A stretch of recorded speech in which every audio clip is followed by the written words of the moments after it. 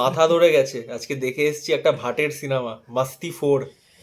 কি বলবো মানে, সত্যি কথা বলতে আমরা সিনেমাটা দেখতে যেতাম না, ঠিক আছে। হ্যাঁ, আমাদের প্ল্যানই ছিল না এটা দেখতে যাওয়ার। এবার ওই ট্রেলারে আর টিজারে ওই তোর ওই অ্যানিমাল হাম্পের যে সিনটা ছিল, ওটা কেন জানি না আমাদের খুব মোটিভেট করেছিল যে সিনেমাটা গিয়ে দেখি কি এ আছে, বাবা, কি আছে ভেতরে, ঠিক আছে। এই অ্যানিমাল ফ্যানিমাল দিয়ে সব করছে, কিছু কিছু কিছু হয়তো কোনো হয়তো মশলা ফসলা আছে ভেতরে। ডিরেক্টর হচ্ছে গিয়ে মিলাপ মিলান জাভেরি, এর এমএমভি। আগের কাজ হচ্ছে গিয়ে এক দিওয়ানে কে দিওয়ানে, যেটা আমার দেখতে যাওয়ার দুঃসাহস হয়নি। দেখো, আমাদের বক্তব্য হচ্ছে তোমাদের কোয়ালিটি কন্টেন্ট নিয়ে আসি, ঠিক আছে। আহ, আমরা কোনো ফালতু কন্টেন্ট নিয়ে আসি না, না, ঠিক আছে।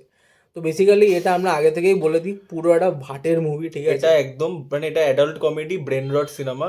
ব্রেন রট ক্যাটাগরিতেও ব্রেন ফেলা রটটা যায় না। ফেলা যায় না, ব্রেন রটে তার স্টোরি পড়ে, কিন্তু এটা হচ্ছে ব্রেন রটের থেকেও বাইরে, মানে মানে এটা বডি রট, মাইন্ড রট, সব রট সব করে দেবে। রট করে দেবে।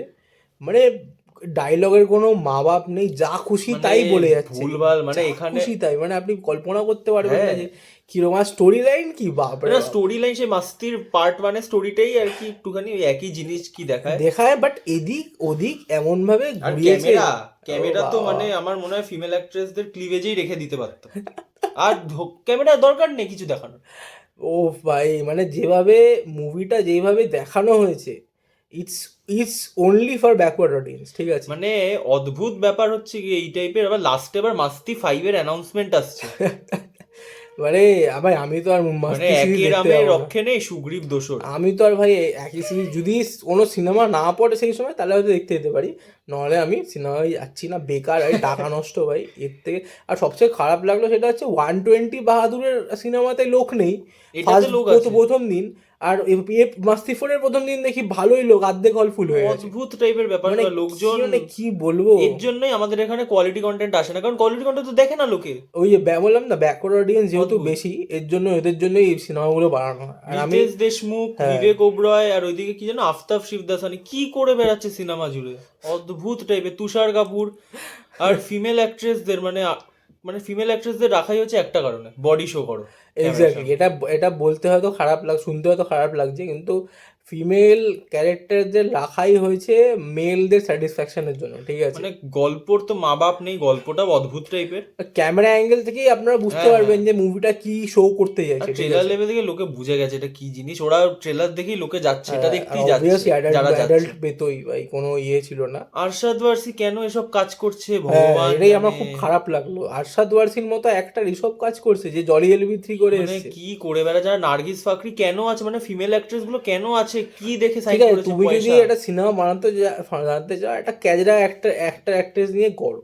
তুমি এমন এমন কাস্টিং সাইন করেছো, মানে সে কি বলবো, আমাদের দেখেও খারাপ হ্যাঁ, লাগছে যে বিবেক এরকম, ওবরয়ের কামব্যাক হলো না, এরকম স্পিরিটের জন্য অপেক্ষা করতে হবে। এরকম ডাউনফল ভাই। স্পিরিট তো ভাই বাঙ্গার ফিল্ম ভাই, হ্যাঁ, ওখানে মানে ওখানে ভাই আমাকে আর তোকেও ভাই একদম মাউন্টেন এভারেস্টে চূড়ে উঠিয়ে দেবে। ওখানে থেকে কামব্যাক হবে, বিবেক ওবরয়ের এখানে হলো না।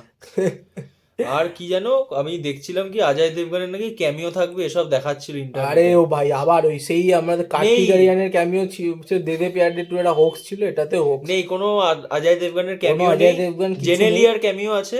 হ্যাঁ, জেনারেলি ক্যামিও আছে। আমরা রাস্তা দিয়ে যেতে যেতে বলছিল যে পিটুদা বলছিল যে জেনেলিয়া কাজ পায় না, কাজ পায় না।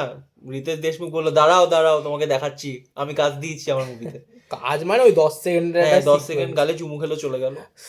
মানে বেকার সিনেমা, যারা দেখতে যাবে তারা পুরোপুরি ফুল, মানে কি বলবো। ফ্যামিলি না, নিয়ে যাও দেখতে। না, ফ্যামিলি নিয়ে একদমই যাবেন না, কি বলছিস ভাই, ফ্যামিলি নিয়ে একদমই যাবেন না। রায়ট ফাইট লেগে যাবে, ফ্যামিলিদের মধ্যেই রায়ট লেগে যাবে, কে আগে বাবাকে ছেলে গালাচ্ছে, মাকে মেয়ে গালাচ্ছে, এসব হয়ে যাবে। অদ্ভুত, মানে মুভির জোকস গুলো প্রচন্ড রিটার্ডেড।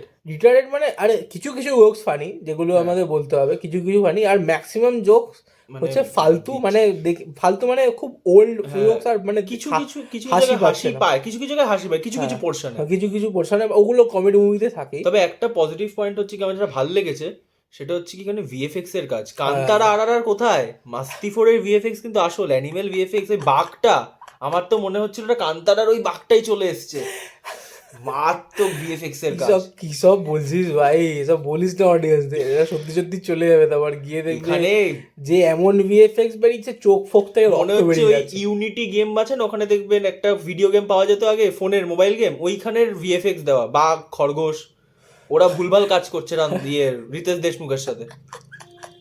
এই সিনেমাটা দেখুন, আপনি যদি ব্রেন রট মুভি দেখতে যান, দেখতে ভালো পছন্দ করেন না, দেখতে ভালোবাসেন, তাহলেই আপনি এই মুভিটায় যান, আমার তো মনে হয় নাহলে brain- আপনার যাওয়ার কোনো দরকারই নেই। আমার তো মনে হয় এটা ব্রেন রট না, এটা brainless movie. Brainless movie, exactly, আমরা মনে করি এটা ব্রেনলেস মুভি। হ্যাঁ, আবার লাস্টে মাস্তি 5 এর অ্যানাউন্সমেন্ট কোন সাহসে দেখাচ্ছে ডিরেক্টর, মানে এত দুঃসাহস যে আমি একটা হাগু বানিয়েছি, আমি আবার বড় হাগুর অ্যানাউন্সমেন্ট করছি লাস্টে, এটাই লোকে দেখবে কিনা তার ঠিক নেই, আবার পরের পার্টের অ্যানাউন্সমেন্ট করছে।